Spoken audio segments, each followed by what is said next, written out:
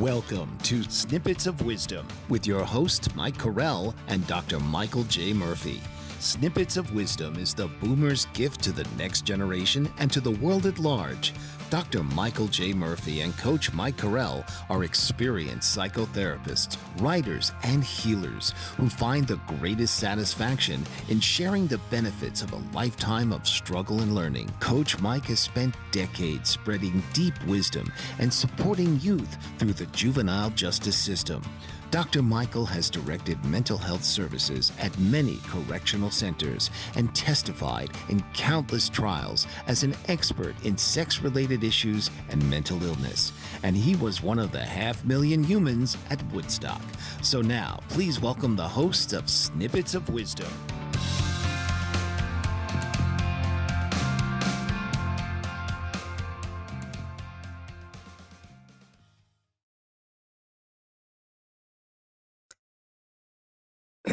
And welcome, everyone. Thank you for joining us again here at Snippets of Wisdom. I'm Coach Mike Carell. With me is Dr. Michael J. Murphy, a forensic psychologist. Today, we're talking about shame, unmasking shame, and healing the hidden wound. You know, shame is one of those things that is often misunderstood. It's a force that actually shapes our emotional lives. Today, we're going to dive deep into the anatomy of shame and how it shows up in our bodies, how it shows up in our relationships and our culture. Across four segments in today's show, we're going to unpack the difference between guilt and shame. We're going to explore how unresolved shame manifests somatically, psychologically, socially, and we're going to hear from leading experts. We're going to hear from Dr. Murphy on medicine, sociology, and the trauma healing. There are different results that can come from not dealing with our shame. One of those things being imposter syndrome. That happens to high-performing professionals. That happens to different people in different professions. And we're here to unmask it and see what we can do about it. But first of all, let's talk a little bit about what shame actually is. Dr. Murphy, what is shame? Shame is such a critical issue in our culture today. I think so many people will understand deeply personally what the feeling of shame is like. And we're going to talk about what that means and how to address that feeling of shame over the course of this presentation. Brené Brown has described shame as the intensely painful feeling or experience of believing that we are flawed and therefore unworthy of love and belonging. So many of us as human beings, one of our fundamental needs is to be a part of the human community to which we want to belong. We fundamentally as people have been part of a group for all of the time that humanity has existed, since all of the thousands of years as hunter-gatherers living in small communities and being a part of a group, and therefore to be somehow ostracized from that group or not feel like an appropriate part of that group is something that triggered this deep-seated feeling of shame. So shame actually served a function in some way of keeping the group, lending support to the group becoming more cohesive, which is in the interest of survival.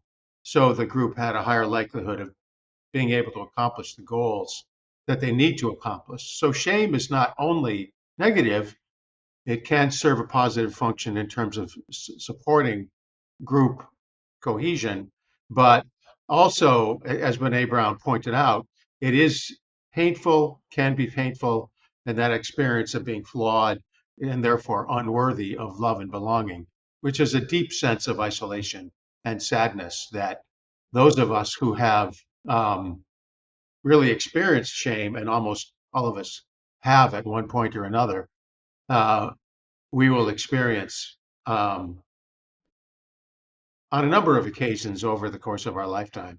And one of the things I wanted to point out at the beginning is that the boomer generation, of which we both, Mike and I, are a part, um, is a huge generation. It's a huge number of people across the planet Earth. Many, many, many, many millions and even hundreds of millions of people are at the stage of being what we would call the boomer generation. And we were a huge generation that really um, uh, lots of families had more children than they may have wanted to have. Families in my childhood, it wasn't unusual to have, certainly 3 kids, 5 kids, 8 kids, 10 kids. I knew a family that had 15 kids in one family. And so sometimes those families and the kids, and many of us are products of those families, those huge families of the boomer generation, we really grew up feeling like we were perhaps the unwanted child.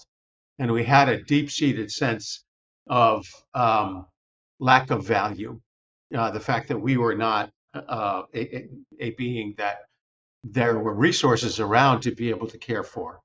And so we really felt a deep-seated kind of biological sense of shame because we kind of were not necessarily wanted as part of the group, which was not uncommon. There was no birth control in those days. So generally speaking, children came and they came in large numbers. And we, in this huge, huge generation of boomers, are here to represent Right. the reality of that. So You shame, didn't want to be the runt of the litter, did you? None of us excuse me? wanted to be the runt of the litter. Exactly. And many of us were the runt of the litter, including myself right here. So, Me too. so yes. So 2 out of 2 for this one. So yeah, so I think that whole sense is one of the foundations of just being sort of born into a sense of shame and made it just very widespread with our generation. Yeah. That's such an interesting thing because whether we wanted to or not, shame is the kind of thing that you're either born into or you face it later on. But the thing that's important to realize is that we're in charge. We're in charge of what are we going to do with that shame? Do we have the choice to either accept it and live in it, or we can reject the shame and empower ourselves by a number of different ways. And we're going to talk about those empowering things that we can do to overcome the shame. But I want to make a little distinction. Dr. Murphy, I think you might be able to help with this.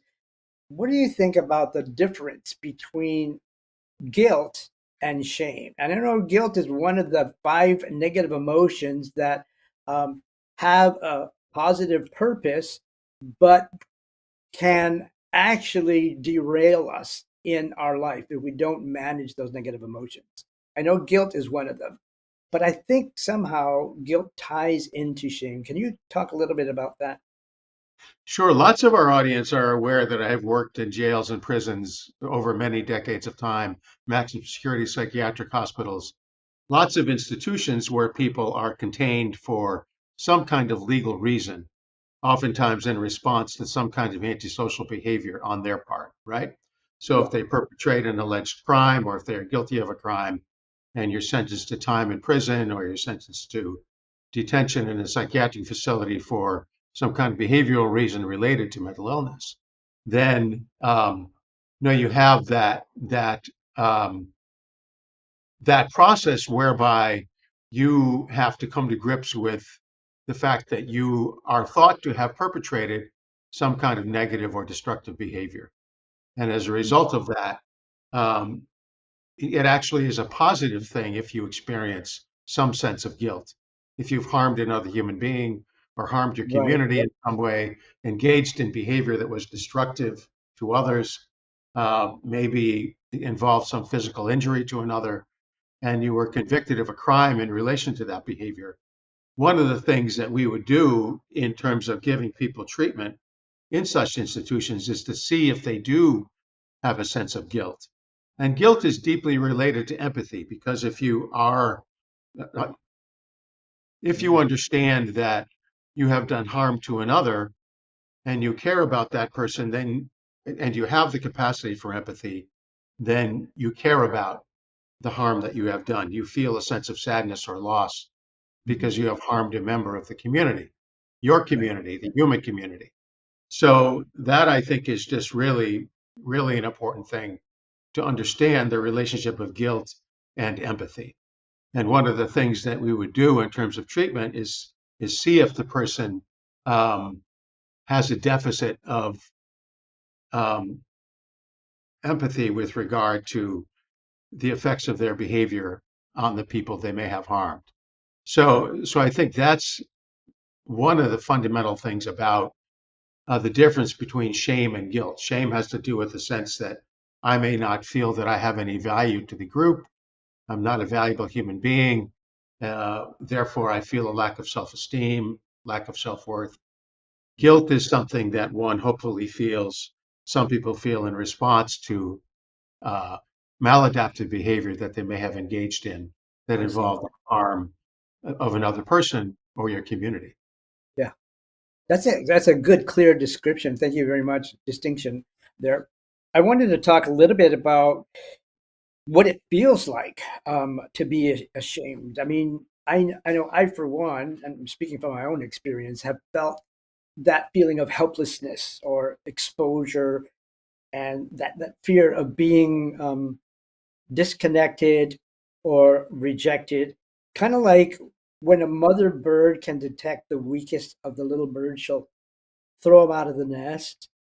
And if the bird wants to live, it'll survive. But if it goes along with the flow, it's not going to survive. I think we all have the capacity to want to live, the will to thrive.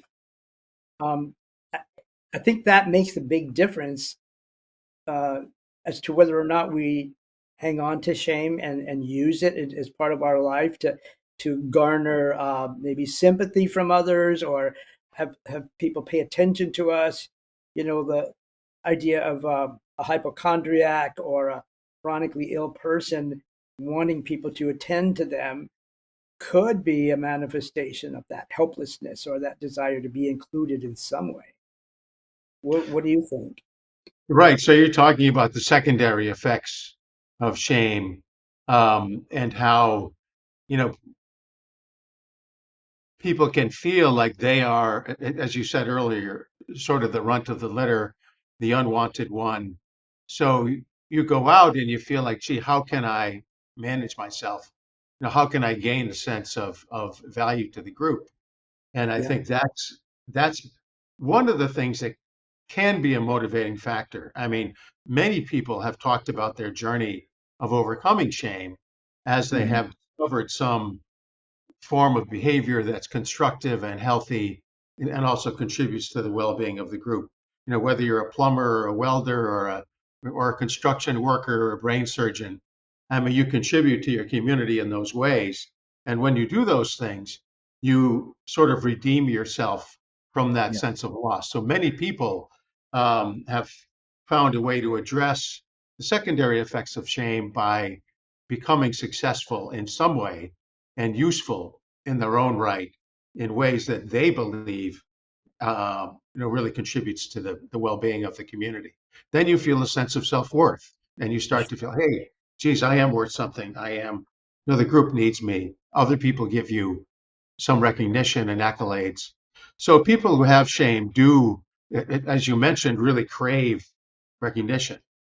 It's likely that they're going to really want to work hard to see if they can get the accolades that may have been craving all their lives since they were small children. I'm sure many people in our audience will resonate with that feeling, being a small child where you feel vulnerable and you feel like you're not a person of value, but then you achieve something and then, that feeling can be really a great rush and a great sense of And redemption. it's something that we can leverage into more belonging and actually getting up to a point where we feel like we have something to contribute, something the world needs as opposed to what they want. We're going to talk more about guilt as a precursor. I want to get back to what you were saying earlier about guilt and the purpose that it serves. But we're going to do that when we come back. So don't go away. Thank you for being with us. Mike Zorich, a three-time California state champion in Greco-Roman wrestling at 114 pounds. Mike, blind since birth, was born in Hartford, Connecticut. He was a 6-time national placer, including 2 seconds, 2/3, and 2/4. He also won the Veterans Folk-Style Wrestling twice at 152 pounds. In all these tournaments, he was the only blind competitor. Nancy Zorick, a creative spirit whose talents have taken her to the stage and into galleries and exhibitions in several states. Her father, a commercial artist who shared his instruments with his daughter and helped her fine-tune her natural abilities, influenced her decision to follow in his footsteps. Ms. Zorick has enjoyed a fruitful career doing what she loves. Listen Saturday mornings at 12 Eastern for the Nancy and Mike Show for heartwarming stories and interesting talk.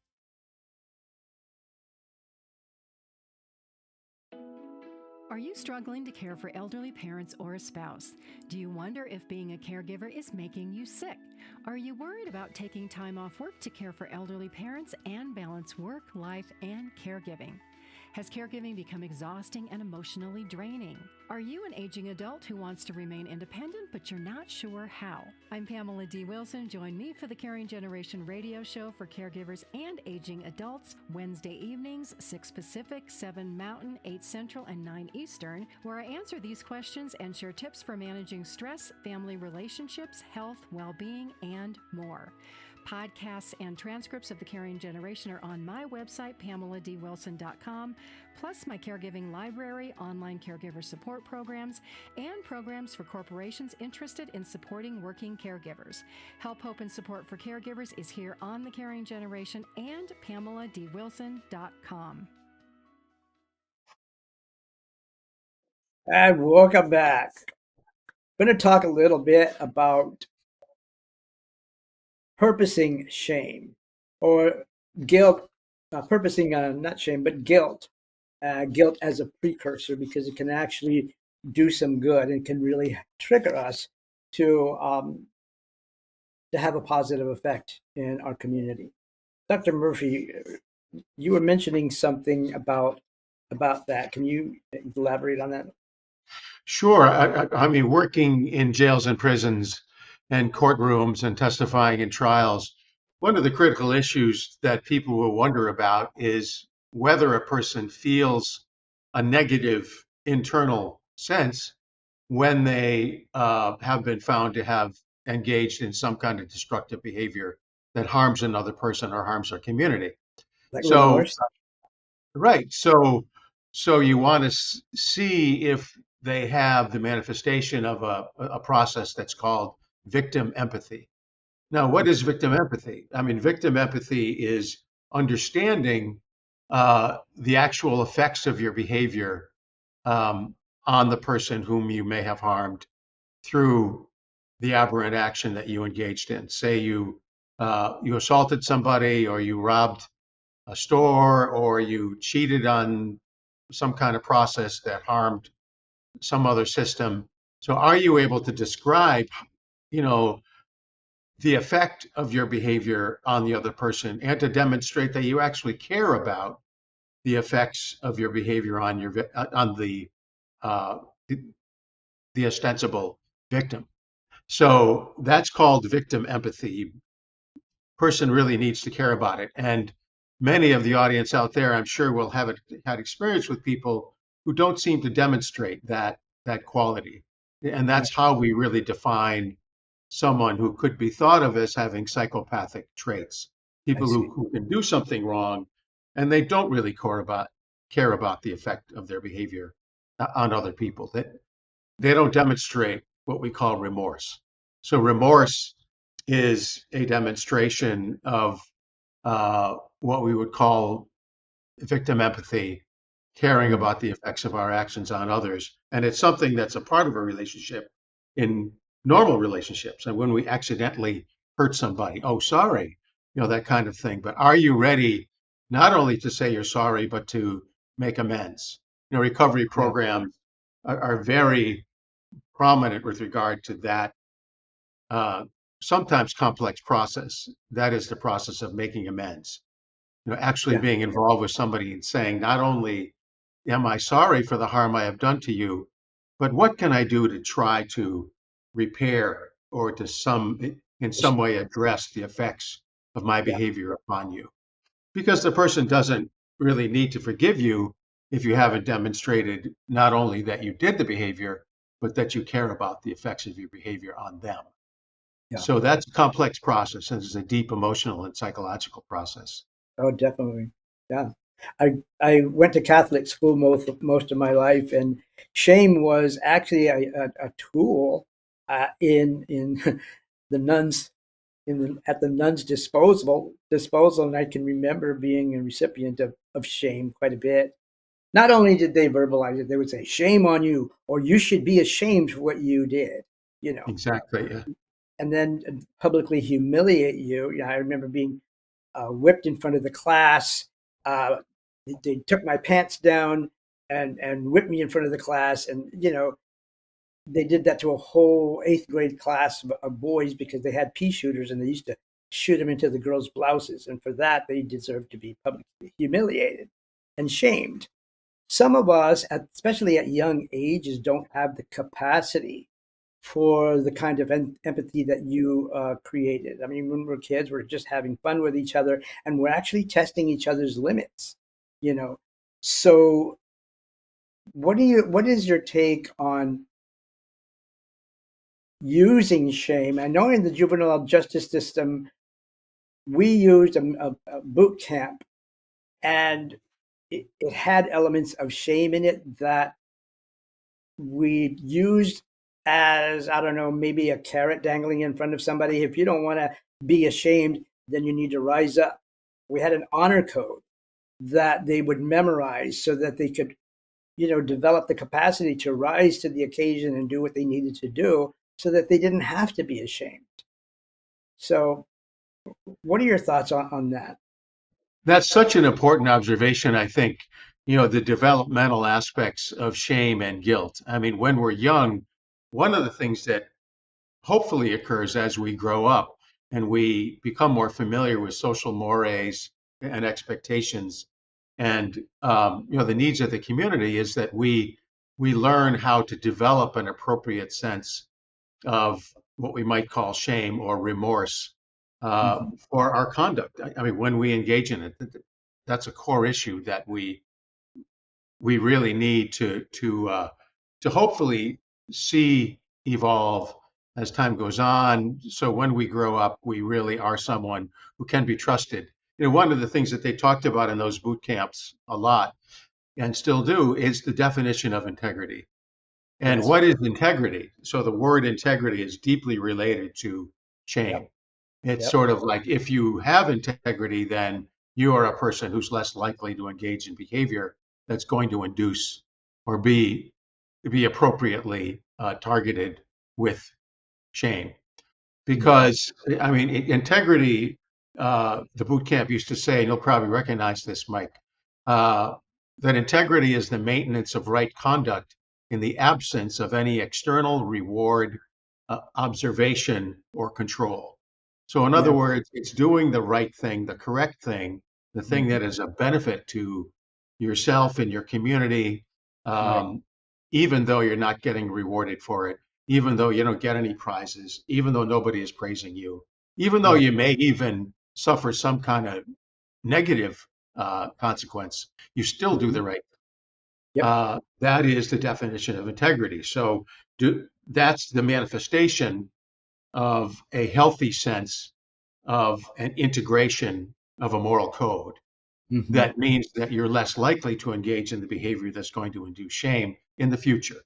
So one of the things we want to do as a society is to help all people, children, young adults, people who are older and may have perpetrated some kind of negative behavior, to be able to come to grips with the development of that sense of integrity, the Yeah. internalization of integrity inside them.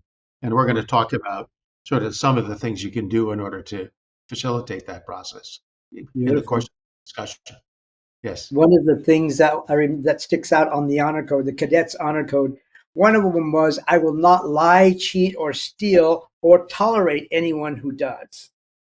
So, in other words, we're going to be mindful of uh, people around us and not let them get away with it by tolerating it, But first of all, monitoring ourselves and regulating ourselves so that we do not engage in that kind of stuff. And the other thing is that our word is our bond. And if we don't even keep our word to ourselves, how do we expect to keep our word to others, which is an integral part of integrity itself?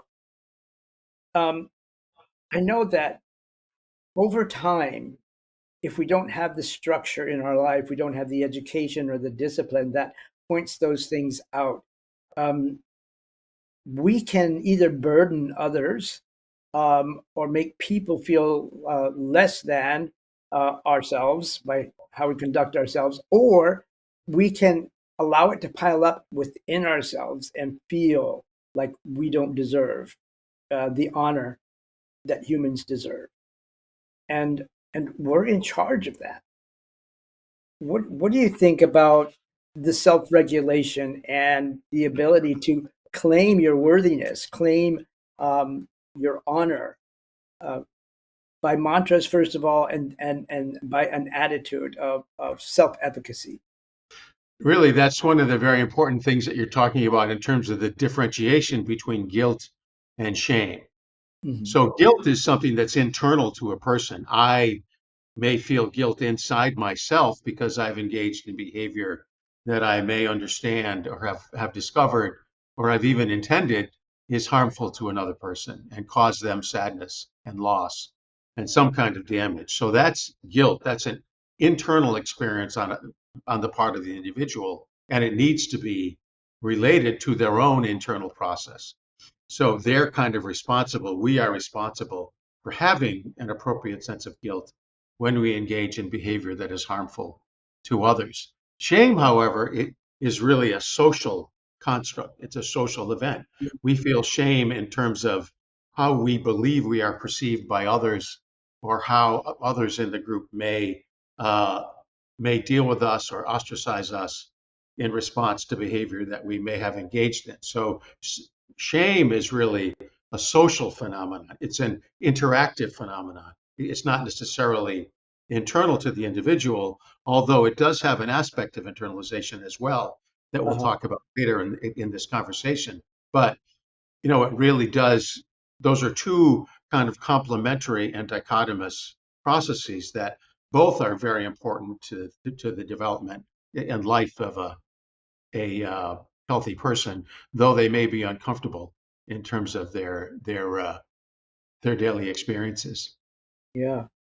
Would you say that it's up to us to learn how to field uh, the shame as it comes to us externally?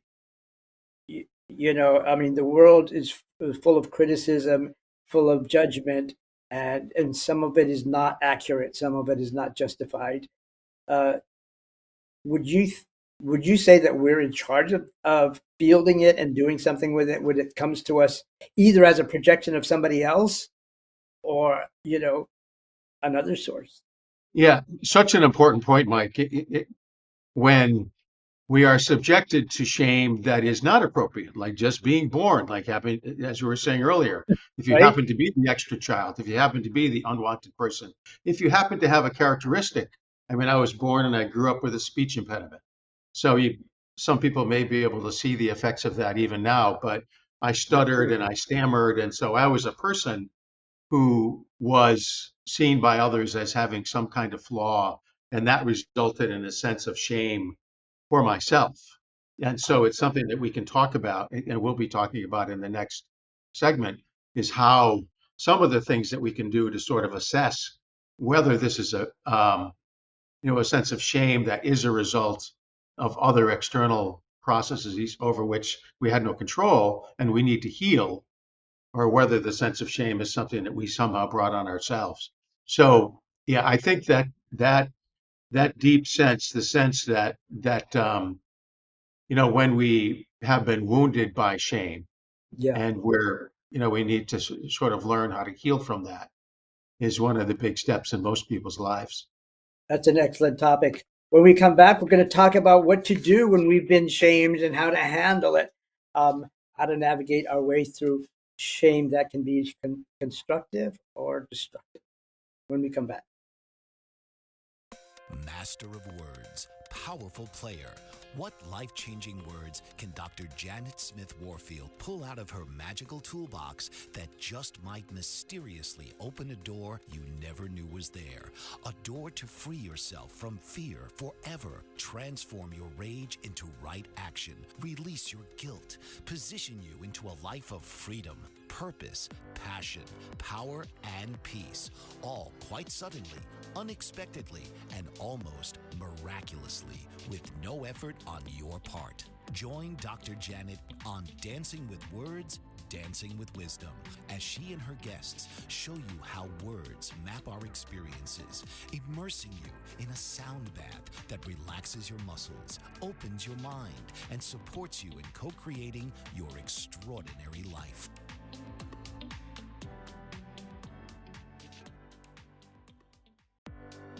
Author, radio show host, and coach John M. Hawkins reveals strategies to help gain perspective, build confidence, find clarity, achieve goals. John M. Hawkins' new book, Coached to Greatness: Unlock Your Full Potential with Limitless Growth, published by iUniverse. Hawkins reveals strategies to help readers accomplish more. He believes the book can coach them to greatness. Hawkins says that the best athletes get to the top of their sport with the help of coaches, mentors, and others. He shares guidance that helps readers reflect on what motivates them, rediscover and assess their core values, philosophies, and competencies, find settings that allow them to be the most productive, and track their progress towards accomplishing goals.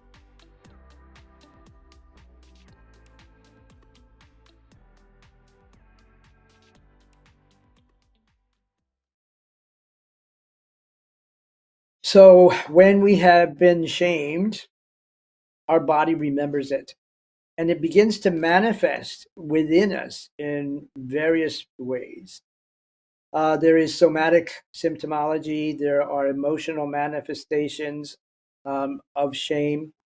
And Dr. Murphy is going to tell us a little bit about how the body remembers and how we come to know through our body how we're experiencing shame.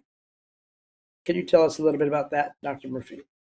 Yeah, one of the things that I think is really important to understand is that shame may be associated with trauma, right? So people who have experienced real negative environments, perhaps it's child abuse, perhaps it's experiences in circumstances of conflict, maybe it's some kind of medical catastrophic process that resulted in harm.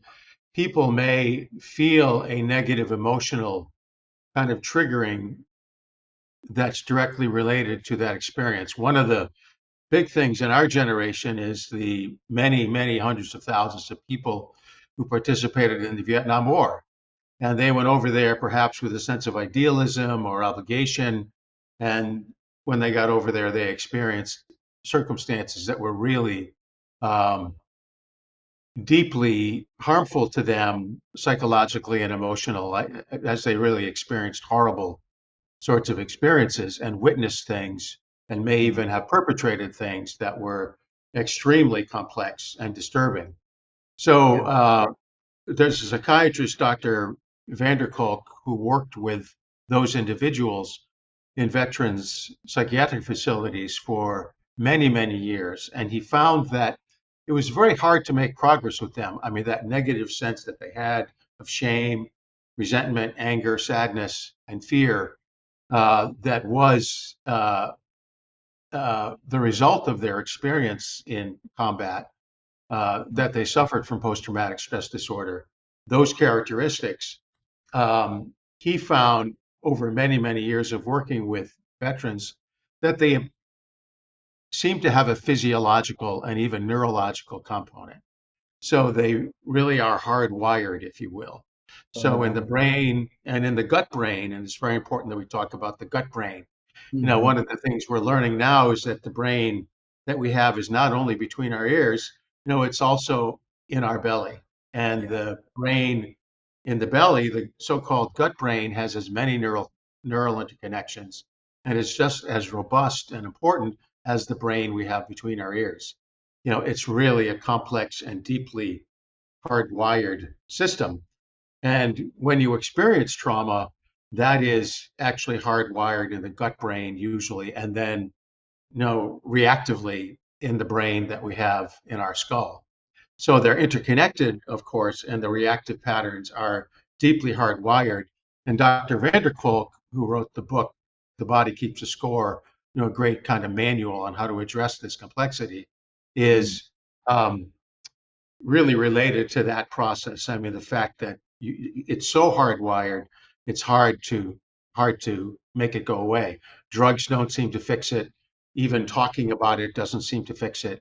I mean, you have to do a whole bunch of things at the same time that we're going to talk about uh, to try to make an effect with that kind of hardwired trauma that is deeply encoded within a human being and may be associated with a deep sense of shame, guilt, sadness, uh, that negative emotional reactive pattern that so many veterans and other trauma victims, law enforcement people, uh, people who have happened to, have a traumatic auto accident or something like that, that resulted in, experiences that it's very hard to forget.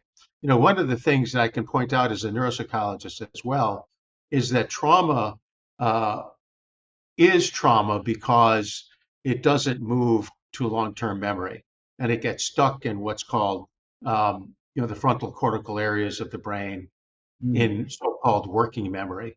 So people who have experienced trauma have said to me over and over again on many occasions, geez, it's like it happened to me 15 minutes ago or 2 days ago. And in fact, it may have happened 20 years ago. It doesn't fade away and get processed into long-term memory like so-called normal memories. I mean, you can remember what you did in high school, or maybe some activities you experienced in playing sports decades ago, and they're stored in memory, and you can retrieve them when you want them. But trauma memory always seems to be in the frontal areas of the brain. It's always present, never really goes away.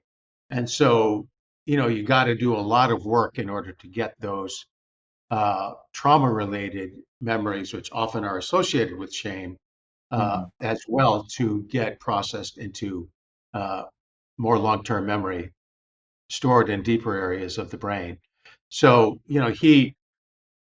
the way to do that, as we'll talk about, is to do a diversity of things. I mean, many means there's many roads to Rome, if you will. And so if you really want to solve the trauma problem and the shame that goes with it, sometimes you have to intervene with yourself in a whole variety of ways, not just medication, but a lot of other things as well.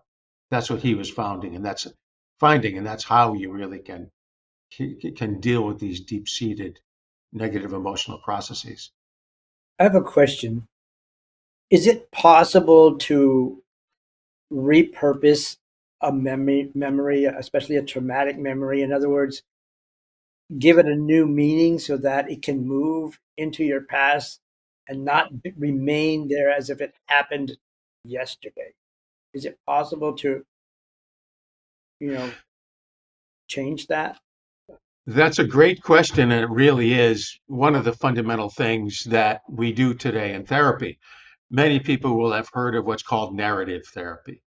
I mean, Uh-huh. narrative therapy is when, we help a person to tell the story of their lives and their understanding of their lives. Gee, I came from a family in which I was unwanted. I didn't get the support that I needed. I felt like I was not a valuable person, a really negative and sad narrative, and try to alter that narrative in some way so that the person can reinterpret their Yeah. life story in a more positive way. That is narrative therapy. Well, in fact, in spite of the fact that I was unwanted, in spite of the fact that I faced these challenges, in spite of the fact that I had a speech impediment or some other kind of oddity that made me perhaps somewhat ostracized, I persevered. I Yeah. was able to compensate and find ways that I really could excel in certain environments. I learned how to read. I learned how to write papers. I learned how to Hmm. maybe be a track athlete. I learned, you learn how to do something and you use that opportunity as a means for reinterpretation of your sense of self in a more positive way.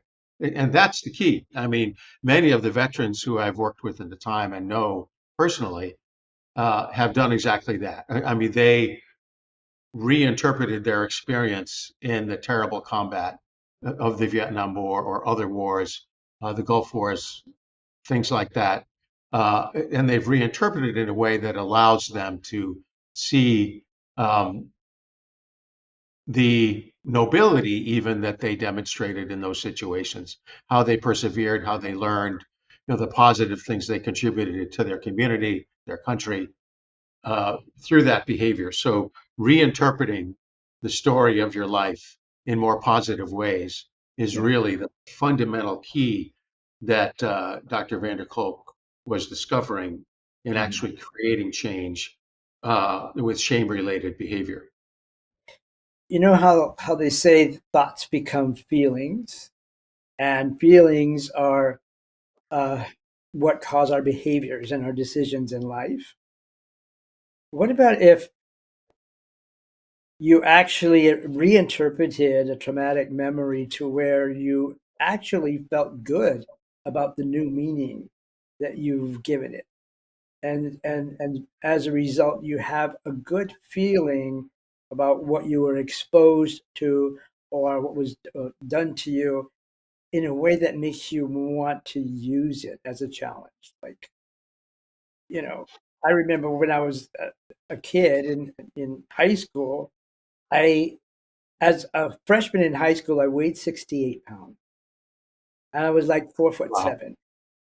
And so all the athletes were just normal size, but my coach pulled me aside. He goes, "We need to put some meat on those bones." Mhm. And he took me into the weight room just by ourselves, and he just gave me a bar with nothing on it. And he goes, "I want you to push bench press that bar until your body feels good about doing it and your form is good. Once you have a perfect form, we're going to add weights." As soon as I got the form, he packed on these weights, like, and it was a big challenge, you know. But I felt good about that challenge because, in other words, he had faith in me. He believed that I could now have weights on my bar. You know, if we looked at life's challenges in the same way, we would probably be more welcoming about them. Don't you think? Yeah, that's a great story. I mean, you had an experience in which you were able to demonstrate an experience that someone else saw you in a positive way. Okay, Yeah, he saw you, oh, I think you can do this. I believe that you have the potential to be successful in this. Then you were successful with the bar, then you put more weights on it, and okay, you're successful with that. And you saw that you were capable of developing more strength over time, and that therefore you could accomplish something hard. And that's the only thing that improves self-esteem is when we accomplish something that we believe is difficult. I mean, veterans are such wonderful people because in the course of recovering from the trauma of combat, they do something that's really hard. And then thereafter, they're really powerful individuals who have a lot to offer their community and their fellow soldiers and many other people because they've accomplished something that is really difficult, and they know, therefore, that they are strong, as we say, they are psychologically and emotionally strong, so they can translate that trauma from a sense of loss and shame and deficit to something that actually is something that helps them to understand that surviving in complex and challenging circumstances, as you did, and finding a way to succeed is really a wonderful asset and really worthy of a whole lot of respect and admiration, even. And everyone who knows that person then recognizes that, and you become someone who's really of value in the community, and then shame tends to dissipate over yeah. You time. become a symbol. Disappear. Yeah. That's awesome. You know, it's kind of like uh, an alchemy, a form of alchemy, you know, Right. for humanity. I want to talk more about some of those things and other ones that can help turn shame around when we come back. So don't go away. Are you struggling to care for elderly parents or a spouse? Do you wonder if being a caregiver is making you sick?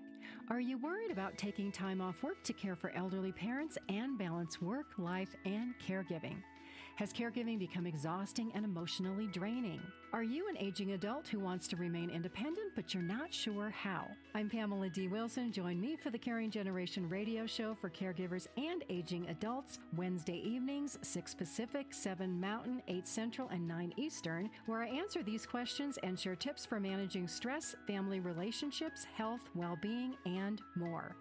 Podcasts and transcripts of the Caring Generation are on my website, PamelaDWilson.com, plus my caregiving library, online caregiver support programs, and programs for corporations interested in supporting working caregivers. Help, hope, and support for caregivers is here on the Caring Generation and PamelaDWilson.com. Master of words, powerful player. What life-changing words can Dr. Janet Smith Warfield pull out of her magical toolbox that just might mysteriously open a door you never knew was there? A door to free yourself from fear forever. Transform your rage into right action. Release your guilt. Position you into a life of freedom, purpose, passion, power, and peace. All quite suddenly, unexpectedly, and almost miraculously, with no effort on your part. Join Dr. Janet on Dancing with Words, Dancing with Wisdom, as she and her guests show you how words map our experiences, immersing you in a sound bath that relaxes your muscles, opens your mind, and supports you in co-creating your extraordinary life.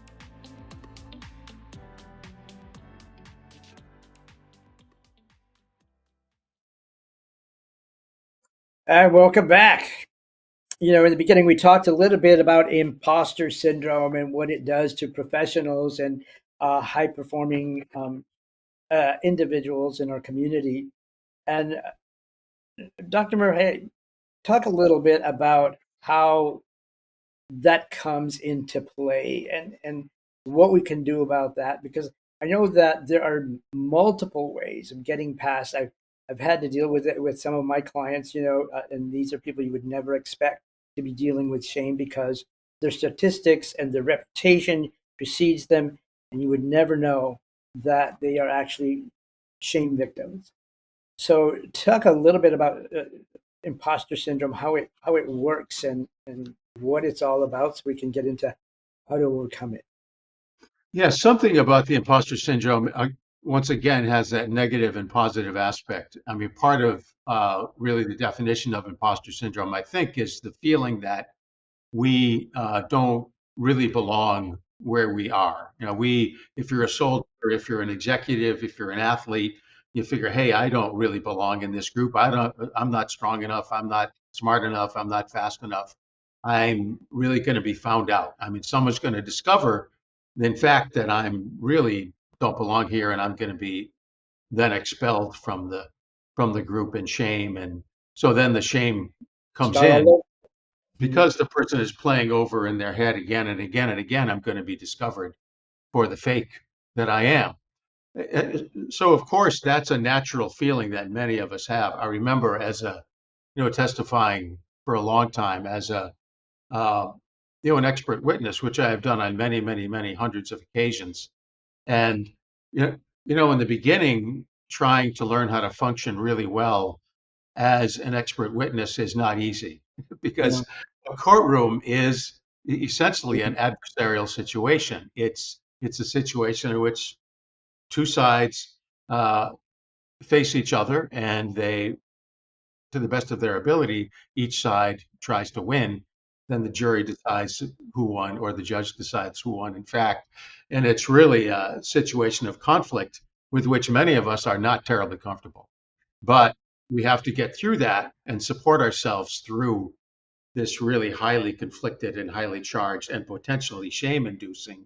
situation. You really blow your Discrediting. yeah. So a lot of it is learning how to be confident, but not overconfident, how to be competent, and just be able to reflect that and let yourself be perceived as a human being, as sincere, and yet able to really comport yourself in a way that others will find credible. But that takes a lot of practice. So you have to go through the hard time. So Yeah. supporting oneself through the early phases of the learning curve is really important in dealing with shame and dealing with the sense of anxiety that goes along with stuff like imposter syndrome, when you think you really don't belong in this group or you're not going to be successful. But over routines, I mean, if you're learning to play the piano, in the beginning it doesn't sound so great. But after, months or years, maybe even decades of practice, Mhm. people are going to go, wow, you're amazing. You're incredibly skilled. And you'll have gone from that situation in which, hey, I don't really belong here, to one in which you are, in fact, a star in terms of that process. So the key is to learn how to support oneself through the early period of insecurity and anxiety, to prepare oneself as well as one can, but then also to accept, that natural sense of um, lack of high level of skill that you have to get through Yeah. during the early phases of any skill, learning any skill. You want to learn how to play basketball. I mean, you're not going to be the best right away.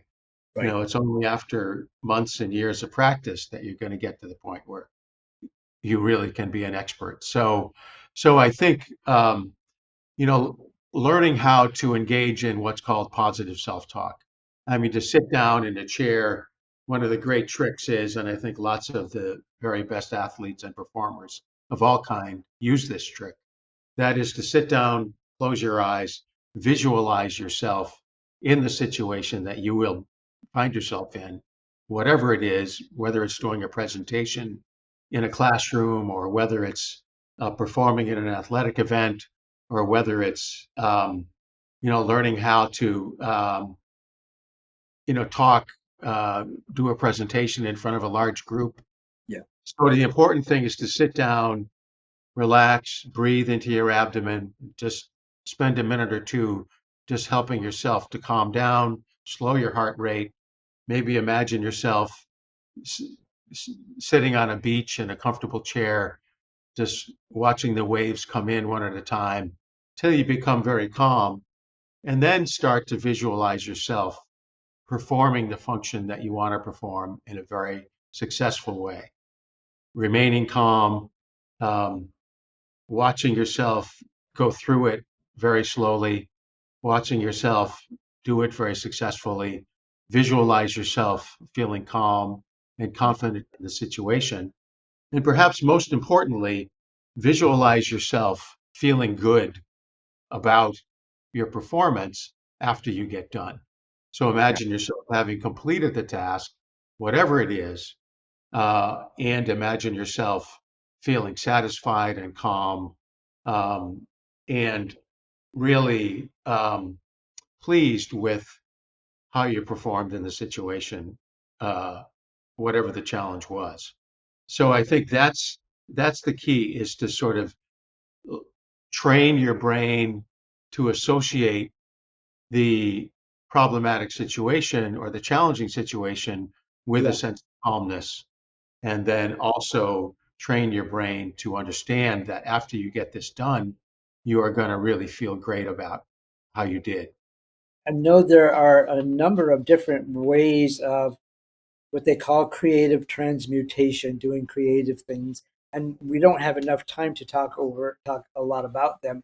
But I wanted to at least mention a few of the different things that people are doing, along with what you're suggesting now, which is probably the most prevalent of ways of doing it.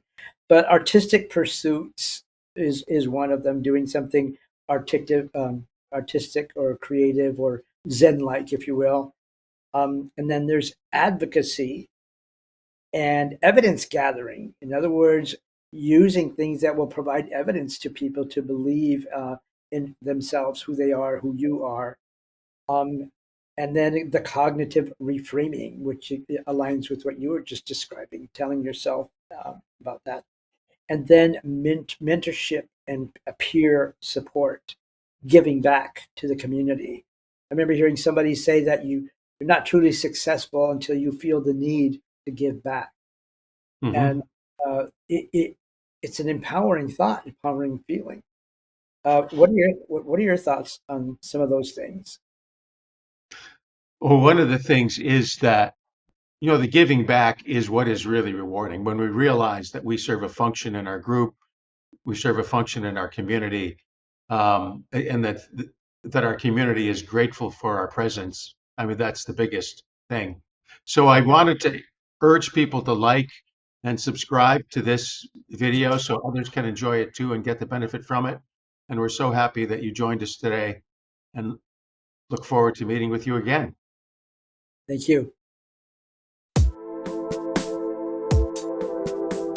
This has been Snippets of Wisdom with host Mike Carell and Dr. Michael J. Murphy. Tune in and learn about the primary issues facing our society today and find the best chance of securing a stable and prosperous future. Snippets of Wisdom will enrich your life and the lives of all of your loved ones.